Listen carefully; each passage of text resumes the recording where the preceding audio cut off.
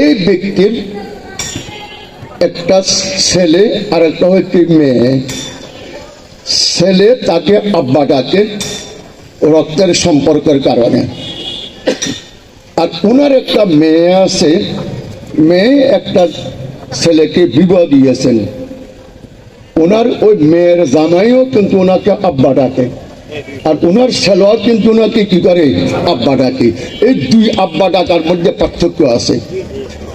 ওনার ছেলে যতই অপকর্ম করুক না কেন, বাপ তাকে যতই শাস্তি প্রয়োগ করুক না কেন, তাকে যদি জিজ্ঞেস করা হয় তোমার বাপের পরিচয় কি, সঙ্গে সঙ্গে দিতে বাধ্য হবে। কিন্তু কি মারা গিয়েছে, ওই জায়গা কবরস্থ হয়েছে, জীবিত আছে, বাপের নাম এই। যতই বাপ এবং ছেলের মধ্যে দূরত্ব হোক না কেন, সে কোশ্চেন কালের জন্য বাপকে কখনো অস্বীকার করবে না, কি রক্তের সম্পর্কের কারণে। তো এই যে ছেলে বাপকে আব্বা ডাকতেছে, এটার দিকে রক্তর সম্পর্ক এবং আন্তরিকতা, ভক্তি, শ্রদ্ধার সাথে সাথে আস্থাও আছে কিন্তু এখানে। আর ওনার মেয়ে বিবাহ যাকে দেওয়া হয়েছে, সে তাকে আব্বা ডাকতেছে। এই আব্বা ডাকার মধ্যে কিন্তু পার্থক্য আছে। এই আব্বা ডাকতেছে এটা ভক্তি আর শ্রদ্ধার কারণে, আস্থার কারণে নয়। কি ঘটনাক্রমে যদি নাকি ওনার মেয়েকে জামা যদি তালাক দেয়, তখন 1 ঘন্টা আগে যে শ্বশুরকে আব্বা ডাকছিল, এখন শালা ডাকবে। কিন্তু সম্ভব হলে সে কি করবে, শ্বশুরের উপরে আক্রমণ করবে, তাই নয়? তাই সুতরাং ছেলের আব্বা ডাকাটা ভক্তি, শ্রদ্ধা এবং আস্থার কারণে, আর জামাই যে আব্বা ডাকতেছে এটা ভক্তি, শ্রদ্ধার কারণে, এটা আস্থার। বাংলাদেশ গুরুদাস উপজেলা সহ কর্তৃক আয়োজিত উদ্যোগকার এই মত বিনিময় সভার সভাপতি, উপস্থিত ওলামায়ে কেরাম এবং সর্বস্তরের জনগণ, যেহেতু এটা ওলামায়ে কেরামের একটা মত বিনিময় সভা, ওলামায়ে কেরামের দায়িত্ব, কর্তব্য কি, এই সম্পর্কে কিছু কথা বলার জন্য এরাদা করেছি। রাজনৈতিক বক্তব্য এখানে আজকে দিব না। যদি সুযোগ হয়, আমি সংক্ষিপ্ত আকারে আওয়ামী সরকারের 16 বছরের কিছু তথ্যবহুল ইতিহাস ঘটনা তুলে ধরার চেষ্টা করব। যেহেতু ওলামায়ে কেরাম, আমরা ধৈর্য সহকারে একটু শুনি। ইসলাম 2 ভাগে বিভক্ত। একটা হচ্ছে নিজের আত্মাকে পরিষ্কার করে আল্লাহর সাথে সম্পর্ক কায়েম করা, এটাকে বলা হয় আত্মাশুদ্ধি বলা হয়।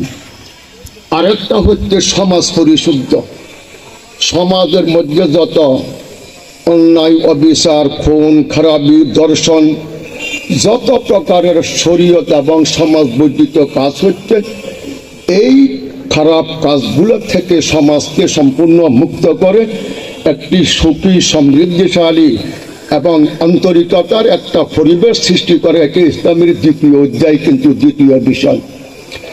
এই বর্তমান ওলামায়ে কেরামের অবস্থানটা সমাজে কোন পর্যায়ে, এই সম্পর্কে আপনাদেরকে উদাহরণ দিয়ে বলছি। ওলামায়ে কেরামের প্রতি এই দেশের মানুষের ভক্তি আর শ্রদ্ধা আছে, আস্থা নাই। ভক্তি আর শ্রদ্ধা আছে, আস্থা নাই। তো বলো, ভক্তি আর শ্রদ্ধার আস্থার মধ্যে পার্থক্যটা কি? আমি একটু উদাহরণ দিই। কারণে নয়, আস্থার কারণ যদি এটা স্থায়ী হইতে চলছে, এটাই ভক্তি আর শ্রদ্ধা, এটা স্বার্থের কারণে হয়, আর আস্থাটা হয় আন্তরিকতার কারণে।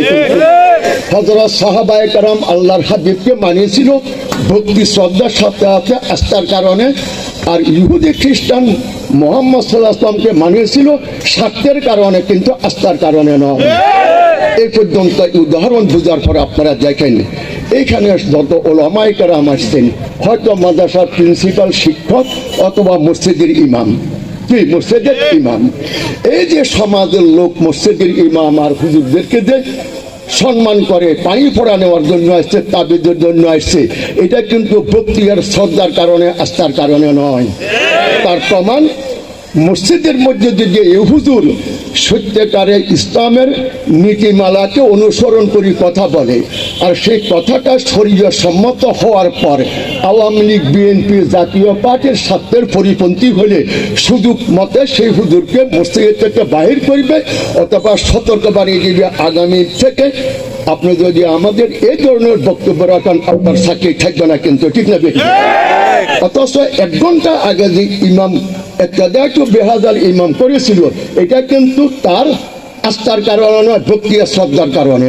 কারণ সেই জানে আওয়ামী লীগের নেত্রী, বিএনপির নেত্রী আর এরশাদ জাতীয় পার্টি, তারা যদি মসজিদে আসার পর নামাজ পড়াইতে চায় তার পিছনে নামাজ হবে না, কিন্তু নামাজ পড়তে হলে হুজুরের পিছনে হতে হবে। এই জন্য নামাজ এই স্বার্থটা উদ্ধার করার জন্যই, নামাজটা আদায় হওয়ার জন্যই ভক্তি আর শ্রদ্ধা নিয়ে হুজুরের কাছে একটা বেহাজার ইমাম বলেছে, কিন্তু আস্থার দিক থেকে হুজুর উপর কি নাই? আস্থা নাই। কিন্তু আস্থা যদি থাকতো শরীয় সম্মতভাবে কথা বলার পরেও কিন্তু উনাকে কেন শোকস করছে, উনার ছাত্রী কেন সাক্ষী, কিন্তু এটাই এর দ্বারা প্রমাণিত হলো এটাই হুজুরদের উপরে মানুষের সমাজের ভক্তি শ্রদ্ধা আছে কি নাই? আস্থা নাই কি নাই? এটা কি অস্বীকার করতে পারবো? তো আল্লাহ এটা এই আস্থাটা কিভাবে আসবেন? আস্থাটা এইভাবে আসবেন, আপনাকে মসজিদের ইমাম বানিয়েছেন, হুজুর ছাড়া মসজিদের ইমাম হতে পারবে না, খতিব হতে পারবে না, ওয়াজ করতে পারবে না, এটা ভক্তি হয়েছে। আস্থা আসার জন্য করতে হবে কি? আস্থা আসার জন্যই আমি একটি হাদিস আপনাদের সম্মুখে উপস্থাপন করছি। ওলামায়ে কেরাম জানেন, একদিন আল্লাহর হাবিব জনাব রাসূলুল্লাহ সাল্লাল্লাহু আলাইহি ওয়াসাল্লাম, সাহাবায়ে কেরাম উপস্থিত, সিদ্দিক আকবর, ওমর ফারুক, বড় বড় সাহাবায়ে কেরাম উপস্থিত। আল্লাহর হাবিব বলতেছেন, ওগো আমার সাহাবায়ে কেরাম, তোমাদের মধ্যে কোন ব্যক্তি আছো এখানে যে আত্মার পরিশুদ্ধি অর্জনের জন্যই আজকে নফল রোজা রাখিছে? কে আছো? এটাই সমস্ত সাহাবায়ে কেরাম নীরব। সিদ্দিক আকবর বলতেছে, ওগো আল্লাহর হাবিব, আল্লাহর সন্তুষ্টির জন্য আমি আজকে নফল রোজা রাখিছি, বসো। তারপরে জিজ্ঞেস করতেছে, তোমাদের মধ্যে আজকে কে আছে যার বাড়ির দরজা একজন ভিক্ষুক গিয়েছে, ক্ষুধার তাড়নায় ক্লান্ত শ্রান্ত, ক্ষুধার তাড়নায় ছটফট করতেছে, তোমার কাছে কিছু খাবার খাওয়ার পর সাধ্য অনুযায়ী তার মুখের মধ্যে খাবার তুলে দিয়েছ, তার ক্ষুধা নিবারণের ব্যবস্থা করেছ, এই কাজটা আজকে করছে কে? এই ব্যক্তি কেউ এখানে আছে? সমস্ত সাহাবায়ে কেরাম নীরব। সিদ্দিক আকবর বলতেছে, ওগো আল্লাহর হাবিব, আমার বাড়ির দরজা একটা ভিক্ষুক গিয়েছিল, ফকির গিয়েছিল, ক্ষুধার তাড়নায় ক্লান্ত শান্ত, আমি আমার সাধ্য অনুযায়ী তাকে খাবারের ব্যবস্থা করি, আজকে এখানে আসছি আমি, বসো। তারপরে বলতেছে, তোমাদের মধ্যে কে আছে তার বাড়ির আশেপাশে কোনো একটা ব্যক্তি মৃত্যুবরণ করেছে, তার কবর খুঁড়েছে, তাকে গোসল দিয়েছেন, তার দাফন কাফন সম্পূর্ণভাবে শেষ করি এখানে আসছে, কোনো ব্যক্তি আছে? সাহাবায়ে কেরাম সবাই নীরব।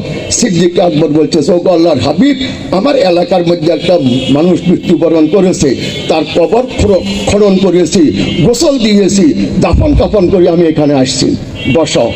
আবার জিজ্ঞেস করতেছ, তোমাদের মধ্যে কে আছে তার বাড়ির আশেপাশে একটা রোগাক্রান্ত মানুষ অসুস্থ, তার সেবা যত্ন সাধ্য অনুযায়ী সহযোগিতা করে কে এখানে আসছো?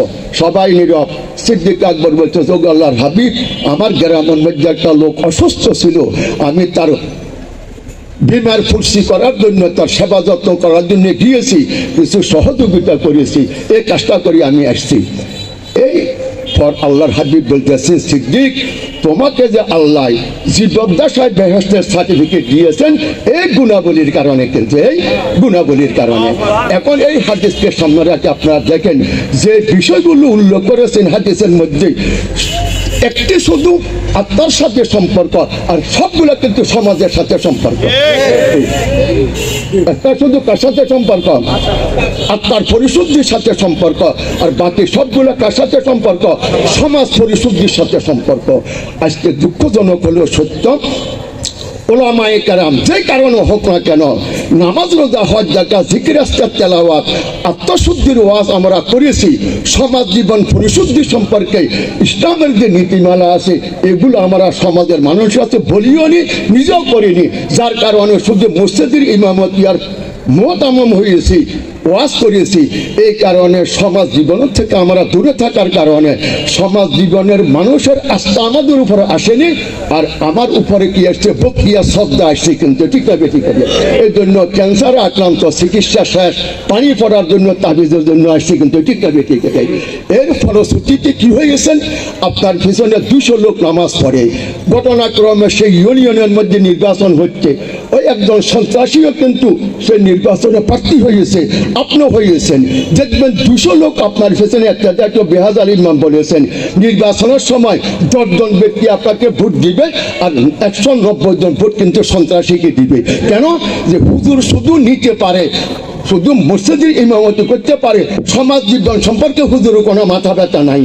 এই কথাটা মানুষের অন্তরে এখনো বিদ্যমূল ধারণা কিন্তু, যার কারণে সন্ত্রাসীকে ভোট দিচ্ছে, আমাদেরকে ভোট দিচ্ছে না। এটাই এই কথাটা বাস্তব না বাস্তব আপনারাই বলেন। এটাই আজকে 16 বছর পর্যন্ত যারা আজকে ক্ষমতায় ছিল, আমি সংক্ষেপে পরে বলতেছি, এটাই সব চোর এবং পাটপাট দল কিন্তু সমাজের কোনো তাদের অবস্থান নেই, তার পিছনে নামাজ পড়বে না, তাকে সালাম দিবে না, কিন্তু তারপরেও মনে করতেছে কি হুজুরের চেয়ে সমাজ জীবন পরিবর্তনের জন্য এই উপযুক্ত, হুজুর উপযুক্ত নয়। এই সমাজ জীবনের আস্থা অর্জনের জন্য ওলামায়ে কেরামের প্রতি আমি অনুরোধ করব, আপনি মসজিদের জন্য ইমাম হয়েছেন, সাথে সাথে সমাজের মধ্যে কুসংস্কার হলে সেটাকে বিদূরিত করার জন্য চেষ্টা করবেন। অনেকটা ব্যক্তি মৃত্যুবরণ করলে কবর খোঁড়ার চেষ্টা করবেন, দাফন কাফন করবেন। আর যদি রোগাক্রান্ত মানুষ হয় তার সেবা যত্ন করার চেষ্টা করবেন। অনুরূপভাবে ক্ষুধার্ত ব্যক্তির মুখে অন্ন তুলে দেওয়ার জন্য চেষ্টা করবেন। আস্তে আস্তে ওলামায়ে কেরামের মধ্যে সমাজ জীবন পরিশুদ্ধির এই কর্মকাণ্ড যখন অন্তরে আসছে, আস্তে আস্তে সমাজ জীবনের ব্যাপারে মানুষ আমাদের উপরে আস্থা রাখতেছে কিন্তু। ঠিক আমি এক জায়গায় বক্তব্য দিয়েছিলাম, কিছু রাজনৈতিক বক্তব্য, তখন আমার কথা শোনার পর সর্বস্তরণ বলতেছে এবার হুজুরদেরকে ভোট দিবে কিন্তু, ভোট তাদেরকে দিব, হুজুরদেরকে দিবে কিন্তু। এটাই পরিষ্কার বলেছে। এটাই নীলফামারীর বিভিন্ন জায়গাতে যখন রাজনৈতিক বক্তব্য দিই, একদিন সাংবাদিকেরা আমাকে, আমাদের লোকজনকে বলতেছে, আমাদের ধারণা ছিল হুজুর ওরা রাজনীতি বুঝে না। আর এই যে নায়েব আমির এই বয়সের মধ্যে যে রাজনৈতিক তথ্যগুলো উপস্থাপন করলো, আমরা সাংবাদিক হয়ে জীবনে আমরা শুনিনি কিন্তু সেখানে। এই যে আগে মধ্যে হুজুর রাজনীতি কি বুঝে, হুজুরা সমাজ জীবন কি বুঝে, এই একটা ধারণা ছিল। এখন আর সে ধারণা কি হয়ে গেছে, আস্তে আস্তে কাটিয়ে উঠতেছে। এই জন্য আপনাদেরকে আমি লম্বা কথা বলবো না, সমাজ জীবনের মানুষের আস্থা আনার জন্যই সামাজিকভাবে কর্মকাণ্ডের মধ্যে জড়িয়ে পড়ার জন্য আপনাদেরকে অনুরোধ করতেছি। এটি দ্বিতীয় থানবীর একটি কথা বলি আপনাদেরকে। 2 ব্যক্তি, এই ব্যক্তি ব্যবসায়ী, এই ব্যক্তিও ব্যবসায়ী। এই ব্যক্তির ব্যবসার পুঁজি 10 টাকা, এর 100 টাকা। এই 10 টাকা পুঁজিওয়ালা ব্যবসায়ী সকাল 9টায় দোকান খুলে বিকাল 5টায় দোকান বন্ধ করে হিসাব নিকাশ করে বাড়িতে যায়। কিন্তু দেখবেন তার এই নিয়মতান্ত্রিক শৃঙ্খলা এবং নিয়মের কারণে 6 মাস পরে এই ব্যক্তির পুঁজি কিন্তু 100 টাকা পরিণত হবে। আর যার 100 টাকা আছে, দোকান খোলা এবং বন্ধ করার নিয়ম নাই, সিস্টেম নাই, যখন খুলছে বন্ধ করতেছে হিসাব নিকাশ কিছু নাই। হযরত থানবী রহমতুল্লাহ আলাইহি বলতেছেন 6 মাস পরে দেখবে এই ব্যক্তির 100 টাকার পুঁজি কিন্তু 10 টাকায় পরিণত হবে কিন্তু। এটি হযরত থানবী আমাদেরকে এই কথাটা বলতেছেন, আল্লাহ কি উনাকে কি যোগ্যতা দান করেছেন এটা বলার দরকার নাই। এই জন্য আপনাদের কাছে অনুরোধ করব যে আমরা যত কাজকর্ম করব শৃঙ্খলা নিয়মকে নীতিমালাকে অনুসরণ করবে কিন্তু। কোশ্চেন কালের জন্য মন গড়া পাবে আমরা কোনো কাজ করবো না কিন্তু।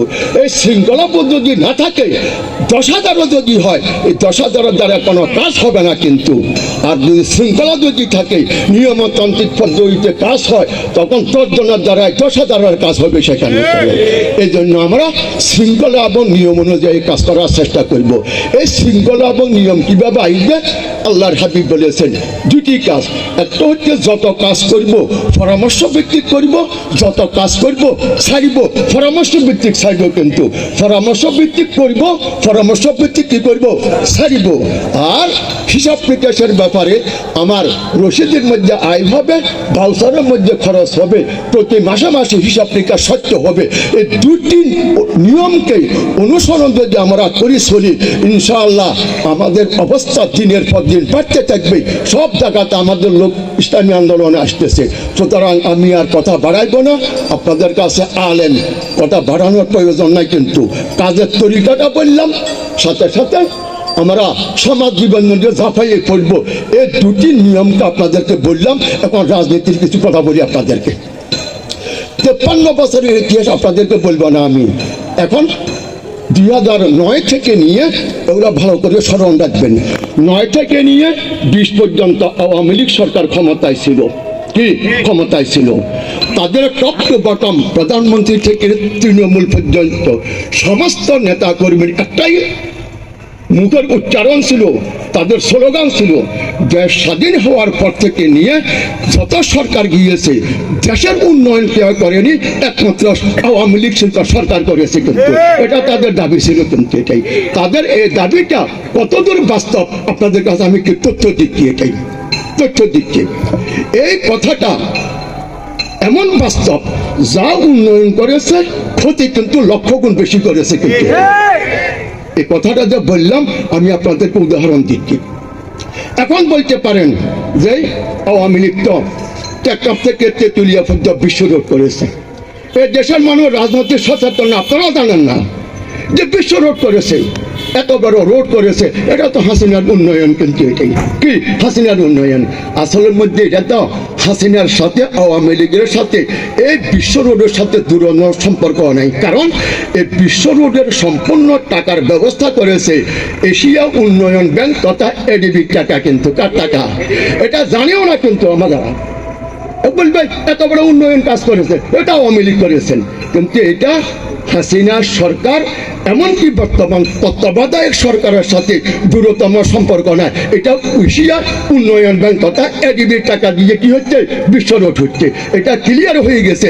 এর সাথে উন্নয়নের সাথে আওয়ামী লীগের কোনো আর কি নাই, দূরতম সম্পর্ক নাই। ক্লিয়ার হয়েছে তো? এটাই আমার কথাগুলো বুঝতেছেন তো? এটাই। সুতরাং এটা এডিবির টাকা, এটার সাথে হাসিনার কোনো উন্নয়নের সম্পর্ক নেই। এখন বলতে পারেন তাহলে তো সেই মেট্রো রেল করেছে, পদ্মা সেতু করেছে, অনেক উন্নয়ন করেছে, এটা তো আপনারা যুক্তি দিতে পারেন। এই যুক্তিটা আপনাদেরকে আমি তথ্য দিয়ে আমি বুঝাইতেছি। এটাই আমি আমার পরিবারের গার্জিয়ান, আমি যদি আমার ছেলে সন্তানদেরকে নিয়ে অক্লান্ত পরিশ্রম করে আমি যদি টাকা উপার্জন করে একটা 3 তলা বিল্ডিং যদি আমি করতে পারি, এলাকার লোক আমাকে কি করবে, প্রশংসা করবে, মোবারকবাদ জানাইবে। আমার মডেল, আমাকে মডেল হিসাবে গ্রহণ করি, সেইও কিন্তু ছেলে সন্তানদের কিনে উপার্জন করি বাড়ি করার চেষ্টা করবে। এটাই তো বাস্তবতা। আর আমি যদি কি করি, মানুষ থেকে কর্জ নিয়ে লোন নিয়ে 3 তলা বিল্ডিং করি, তো মানুষ আমাকে নির্লজ্জ বলবে। এর কারণ লাজ শরম নাই। কিন্তু মানুষ থেকে লোন কর্জ নিয়ে 3 তলা বিল্ডিং করেছে, এটা তো আহমকা বম্বকা। কিন্তু কথা ক্লিয়ার হয়েছে তো? এখন আপনার তথ্য আসেন। এই যে হাসিনা উন্নয়ন করেছে, এটা কিন্তু এই দেশের টাকা দিয়ে করেনি, বিদেশ থেকে লোন নিয়ে এসেছি। প্রমাণ আপনাদের কাছে পেশ করছি। হাসিনা সরকার যখন নাকি 2009 সালে ক্ষমতায় এসেছিল, তখন বাংলাদেশের আভ্যন্তরীণ এবং আন্তর্জাতিক ঋণের পরিমাণ ছিল 2,00,000 কোটি টাকা। কত? 2,00,000 কোটি টাকা কি ছিল? ঋণ ছিল। আর 2024 সালে বাংলাদেশের আভ্যন্তরীণ এবং আন্তর্জাতিক ঋণের পরিমাণ হয়েছে 18,00,000 কোটি টাকা। কত? 18,00,000 কোটি টাকা। সুতরাং 2009 সালের মধ্যে ক্ষমতা যখন আসছিল, ঋণের পরিমাণ ছিল 2,00,000 কোটি টাকা। আর 2020 সালের মধ্যে বিদেশি ঋণের পরিমাণ হয়েছে 18,00,000 কোটি টাকা। সুতরাং হাসিনা 16,00,000 কোটি টাকা বিদেশ থেকে ঋণ নিয়েছে। কি করেছে? ঋণ নিয়েছে। এই ঋণের টাকার সিংহভাগ তাদের মন্ত্রী এমপিরা, ক্যাবিনেট মন্ত্রীরা, উপমন্ত্রীরা আত্মসাৎ করে বিদেশে কি করেছেন, কি করেছেন, সেকেন্ড হোম করেছেন, আত্মসাৎ করেছেন। আর এই 16,00,000 কোটি টাকার সিকির পরিমাণ দিয়ে মেট্রো রেল এবং পদ্মা সেতু করেছে। কিন্তু তথ্যটা বুঝাইতে পারছে এটাই। সুতরাং হাসিনা বিদেশ থেকে লোন নিয়ে আসে, বিদেশিদের কাছে আমাদেরকে গোলামে পরিণত করেছে, আমাদের মাথার উপরে ঋণের বোঝা চাপিয়ে দিয়েছে। তার দেশের উন্নয়ন দিয়ে কিন্তু উন্নয়ন করেনি। কিন্তু বুঝাইতে পারছে এটাই। এখন আসেন, একটা সরকার ক্ষমতায় আসার পর তার প্রথম দায়িত্ব হয় মানুষের জীবন নিরাপত্তা দেওয়া। কি দেওয়া? নিরাপত্তা দেওয়া। হাসিনা এই 16 বছরের মধ্যে নিরাপত্তা দিতে পারেনি। সংক্ষেপ আপনাদেরকে বলছি, 1952 সালে ভাষা আন্দোলনে তৎকালীন প্রাইম মিনিস্টার লিয়াকত আলী খানের গুলিতে 60 জন লোক নিহত হয়েছিল ছাত্র জনতা, সালাম জব্বর বরকত রফিক 60 জন। 1969 সালে আইয়ুব খানের শাসনকে পাকাপোক্ত করার জন্যই যখন ছাত্র জনতা আন্দোলন করেছিল, তখন সেই পুলিশ বাহিনী দিয়ে সেই 90 জন লোককে হত্যা করেছে। কয়জনকে? 90 জন। তো কি হলো এটাই? পাকিস্তানের শুরুতে 60 জন, শেষ ভাগে 90 জন হত্যা হয়েছে। এরশাদ যখন ক্ষমতায় আসছে, তখন তার ক্ষমতা পাকাপোক্ত করার জন্যই চেষ্টা করেছিল, মরিয়া হয়ে উঠেছিল। তার বিরুদ্ধে আন্দোলন চলছিল 23 মাস। এই 23 মাসে এরশাদ তার পুলিশ বাহিনী দিয়ে 370 জন লোককে হত্যা করেছে। তা আইয়ুব খান করেছে, লিয়াকত খান করেছে 52 সালে 60 জন, 69 সালে 90 জন, আর এরশাদ করেছে 270 জন। আর হাসিনা এই দেশের সন্তান হওয়ার পরেও কিন্তু এই দেশের ছাত্র জনতার উপরে 15-16 বছরের মধ্যে, বিশেষ করে জুলাই এবং আগস্টের মধ্যে 1600 লোককে নির্মমভাবে হত্যা করেছে। নির্মমভাবে 1600 লোককে হত্যা করেছে, 20,000 লোককে আহত করেছে। আমার 54 বছর রাজনীতির জীবনে পৃথিবীর ইতিহাস আমার জানা নাই স্বদেশী শাসক তার স্বদেশী ভাইদের উপরে নির্বিচারে গুলি করে এতগুলা লোককে হত্যা করেছে। পৃথিবীর ইতিহাসে কোনো রাষ্ট্রনায়কের পক্ষে প্রমাণ পাওয়া যায় না, নজির পাওয়া যায় না। কিন্তু এটাই রোমানিয়ার মধ্যে হয়েছে নিকোলাই সাসেস্টো, আমি লম্বা ঘটনা বলতে পারবো না, কিন্তু সেখানেও নিহত হয়েছিল, এত হয়নি। কিন্তু কি ফরাসি বিপ্লবের মধ্যে 200 নিহত হয়েছিল। হ্যাঁ, লম্বা ইতিহাস দেখছি না। সুতরাং মানুষের জীবন নিরাপত্তা দিতে ব্যর্থ হয়েছে। এটাই কি হয়েছে? ব্যর্থ হয়েছে। সাথে সাথে বাংলার সম্পদকে ভারতের কাছে ইজারা দিয়েছেন। আর ভারত আমাদেরকে কি দিয়েছেন? এই 16 বছরের ইতিহাসের মধ্যে 1270 জন, 76 জন লোককে ভারতীয় বিএসএফ নির্মমভাবে ফাঁকির মতন গুলি করে হত্যা করা লাশ আমাদেরকে উপহার দিয়েছে। অথচ ভারতকে সব উজাড় করে দিয়েছে, ভারত আমাদেরকে কিছু দেয়নি। কিন্তু আরো একটা তথ্য আপনাদের সামনে তুলে ধরছি। হাসিনা একটা কথা বারবার বলতো, আমি ভারতকে যা দিয়েছি আওয়ামী লীগের ভাইরা থাকে স্মরণ রাখেন, আপনারা কিন্তু স্বাধীনতার নেতৃত্বে দিয়েছেন।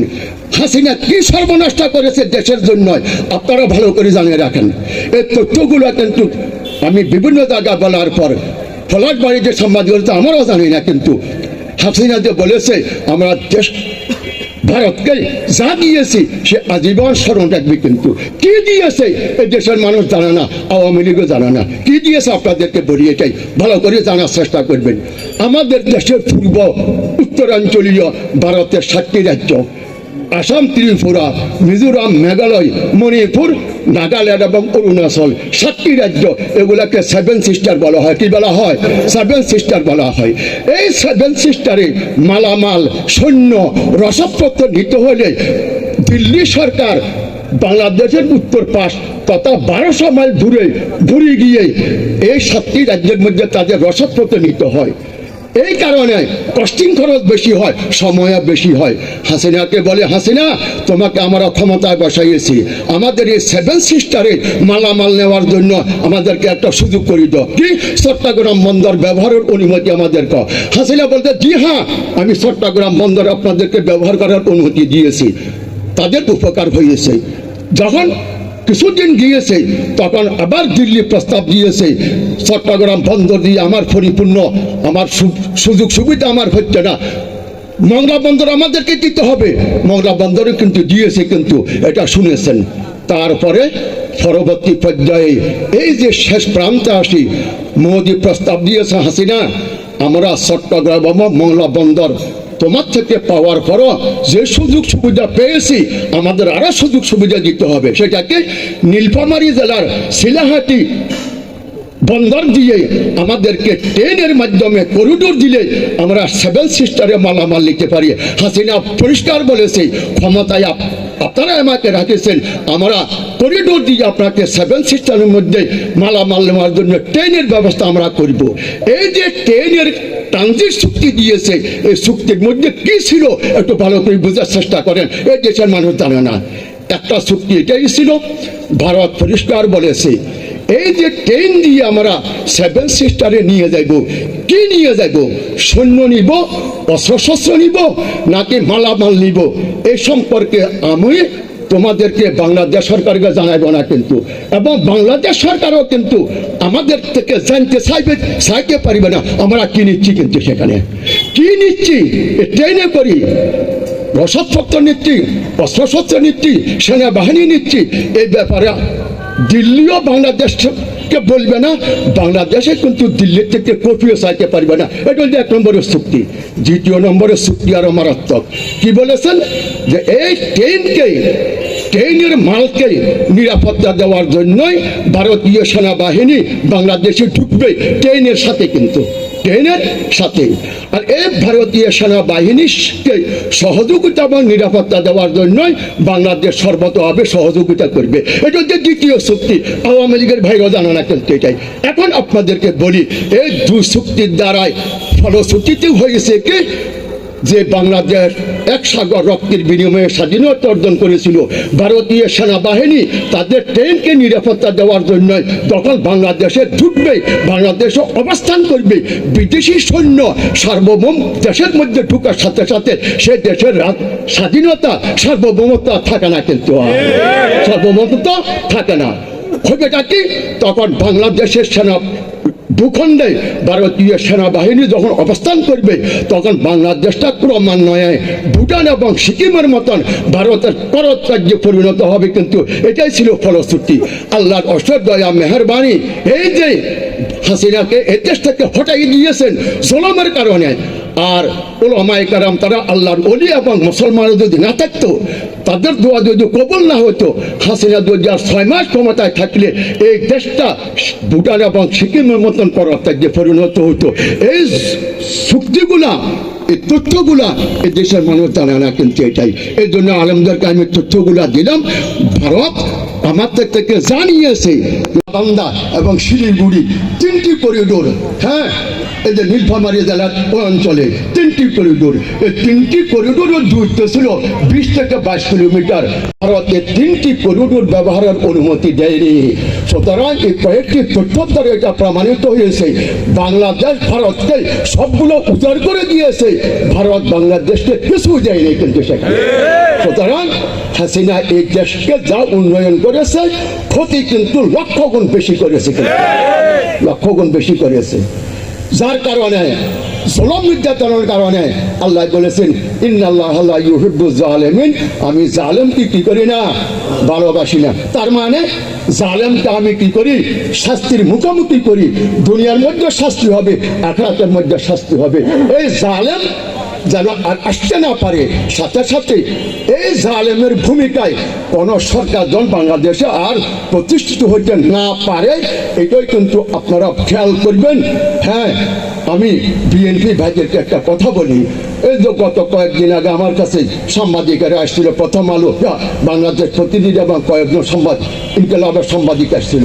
আমি তাদেরকে একটা কথা বলেছিলাম, ভারত আগস্টের পরে সেপ্টেম্বরের 20 তারিখে ভারতের পররাষ্ট্র মন্ত্রণালয়ে একটি উচ্চ পর্যায়ের গুরুত্বপূর্ণ বৈঠক হয়। সেখানে সেই বৈঠকের মধ্যে তাদের আলোচনার বিষয়বস্তু ছিল আওয়ামী লীগকে কেমনভাবে পুনরায় আবার ক্ষমতা নিয়ে আসা যায়। আওয়ামী লীগ ছাড়া আর এই দেশের 16 কোটি মানুষ ভারতের পক্ষে নয়, কিন্তু আওয়ামী লীগকে নিয়ে আসতে পারলে ভারতের স্বার্থ সংরক্ষণ হবে, ভারতের স্বার্থ উদ্ধার হবে।